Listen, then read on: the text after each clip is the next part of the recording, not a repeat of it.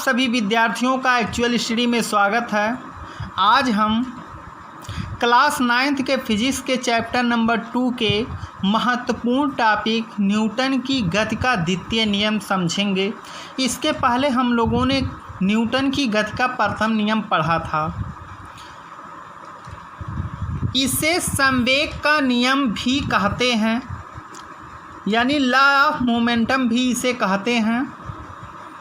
संवेग परिवर्तन की दर लगाए गए बल, अब संवेग परिवर्तन की दर लगाए गए बल के समानुपाती होता है। अब यहाँ परिवर्तन की जो दर है वह त्वरण है तथा संवेग की दिशा वही होता है जिस वस्तु में बल लगाया जाए।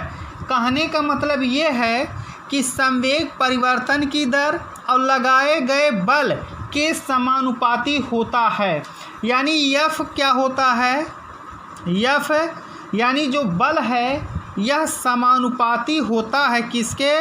त्वरण के, यानी A के। तथा संवेग की दिशा वही होता है जिस दिशा में बल लगाया जाए।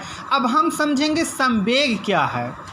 संवेग द्रव्यमान और वेग के गुणनफल को संवेग कहते हैं।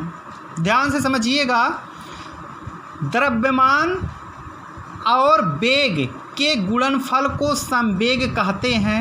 इसे P से सूचित किया जाता है, यानी P बराबर m गुणे V। यहाँ पर m मास होता है जिसे हम लोग क्या कहते हैं? द्रव्यमान। और V वेलोसिटी, वेलोसिटी का अर्थ होता है वेग, यानी द्रव्यमान और वेग के गुणनफल को संवेग कहते हैं। संवेग का जो SI यूनिट होता है वह किलोग्राम मीटर पर सेकंड होता है।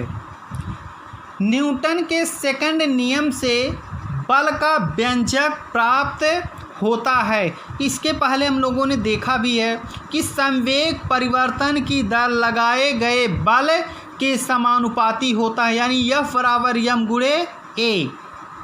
यहाँ हम एक पॉइंट को और समझेंगे कि जो बल होता है इसका MKS या SI पद्धति में इसका जो मात्रक होता है वह न्यूटन ही होता है। अब हम उदाहरण लेते हैं। क्रिकेट खिलाड़ी तेजी से आती हुई गेंद को कैच करते समय अपने हाथों को पीछे खींच लेता है ताकि कम चोट लगे। यह न्यूटन के द्वितीय नियम पर आधारित है। अगला एग्जाम्पल है, बंदूक से निकली गोली शरीर में घुस जाती है। ऐसा क्यों होता है? ऐसा न्यूटन की गति का द्वितीय नियम बताता है।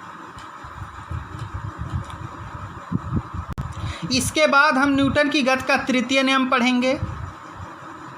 और जो लोग इस चैनल पर नए हों कृपया सब्सक्राइब कर लें, जिससे कि आने वाली वीडियोज़ का नोटिफिकेशन आप तक पहुंच सके और आप अच्छी से तैयारी कर सकें। धन्यवाद।